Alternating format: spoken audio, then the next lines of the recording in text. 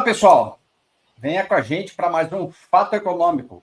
A economia além da conjuntura. Hoje o assunto é PIB, mais conhecido como Produto Interno Bruto.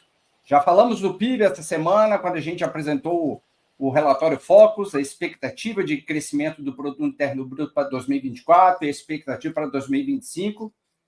Moisés e Lucas vão falar um pouco do monitor do PIB, que é uma proxy divulgada pela Fundação Getúlio Vargas, e o IBC-BR, que é uma antecipação também, né, do cálculo do PIB, divulgado pelo IBGE, que é o índice oficial, como uma antecipação para a gente entender o funcionamento e o andamento da economia brasileira.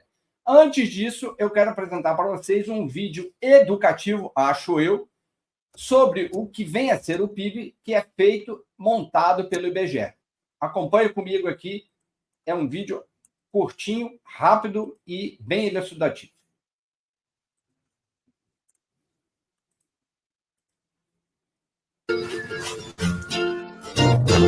Olá, sejam bem-vindos ao IBGE Explica. Hoje falaremos sobre um popstar, o PIB, Produto Interno Bruto. Todo mundo já ouviu falar do PIB, rola maior frisson quando ele aparece. Muitos o consideram como o principal termômetro de uma economia. Mas por que tanta histeria? Para começar nossa conversa, vamos definir o que é o PIB. Ele é a soma de todos os bens e serviços finais produzidos por um país, geralmente em um ano. Todos os países do mundo calculam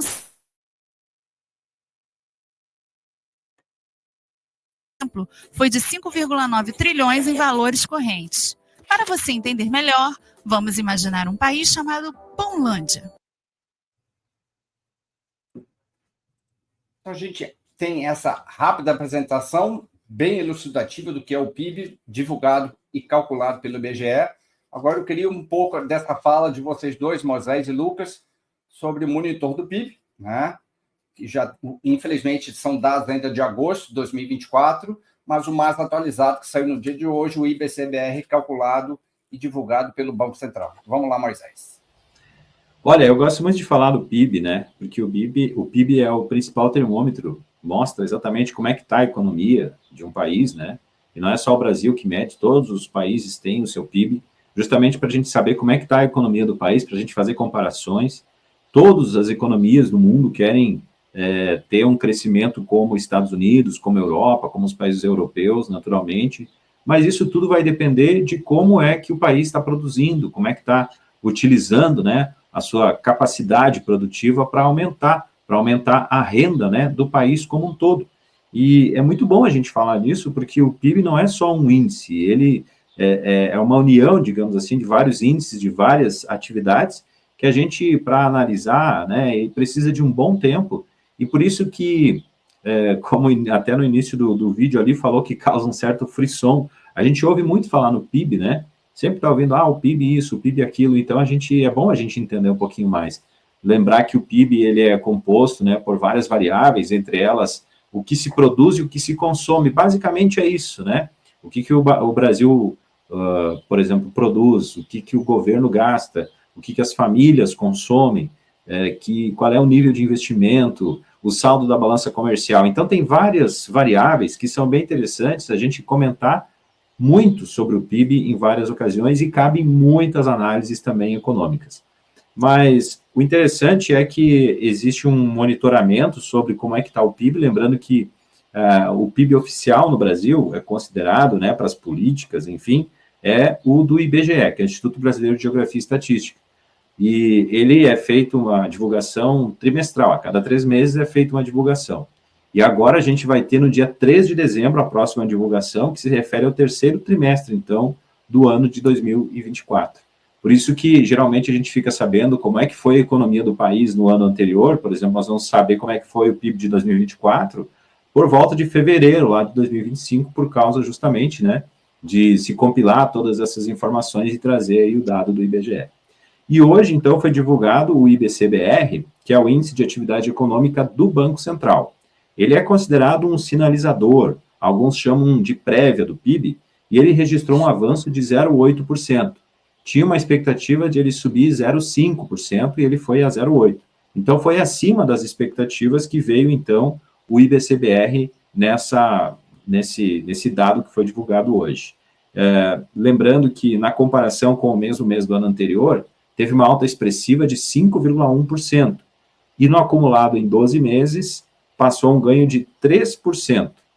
O interessante é que, a gente acompanhando o Boletim Focus, o mercado financeiro espera que o PIB de 2024 fique em 3,1%, e em 12 meses, o IBCBR está em 3%. Então, a gente vai aguardar, né, para fazer mais análises sobre os dados que vão ser divulgados, e especialmente quando for divulgado o PIB do IBGE lá em 3 de dezembro. Lucas.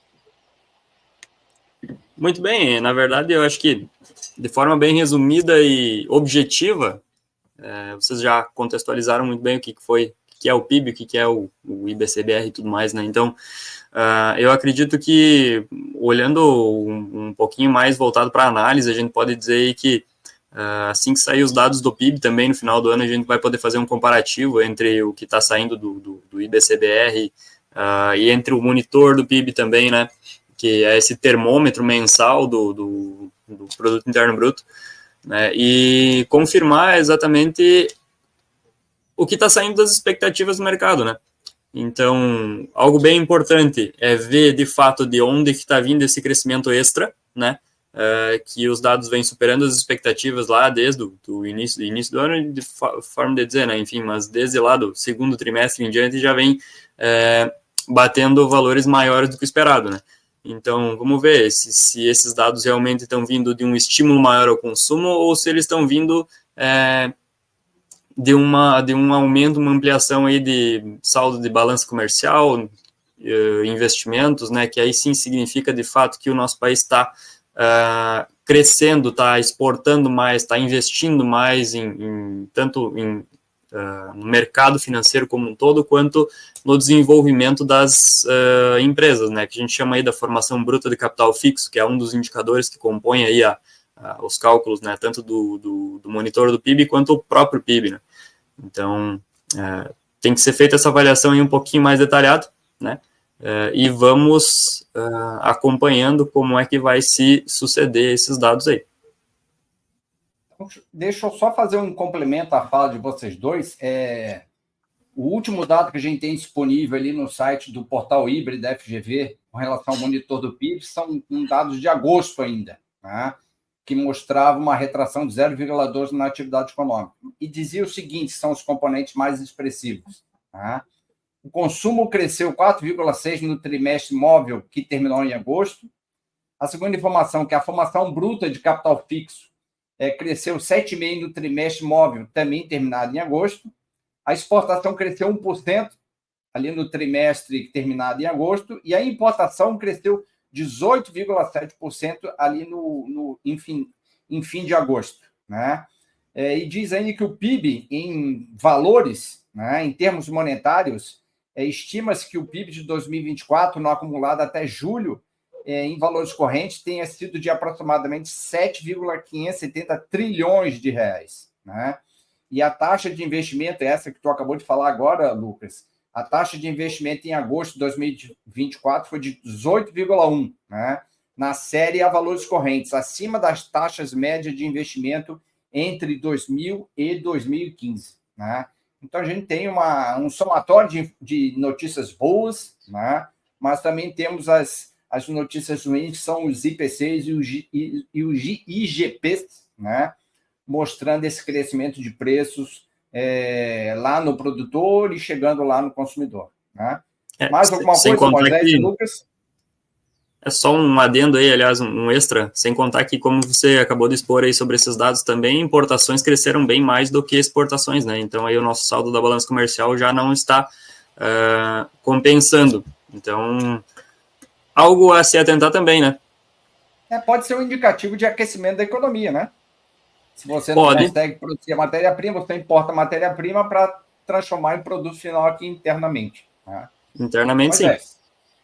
E esse link que tu fez aí dos índices, dos IPCs, índices, né, de inflação, é bem interessante a gente fazer esse link, porque, por exemplo, assim, a gente percebe um PIB subindo, aumentando, uma atividade econômica crescendo, mas se tem inflação, entendeu? Daí come esse resultado.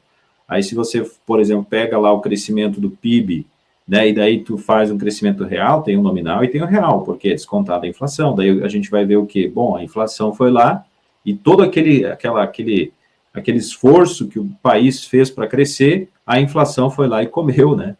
Comeu a renda, comeu o resultado, enfim, diminui a nossa renda. Ah, mas nós ficamos mais ricos, mas a inflação foi lá e acabou com o nosso crescimento. Então, por isso que é importante a gente ter essas análises, a gente acompanhar esses dados como a gente tem feito.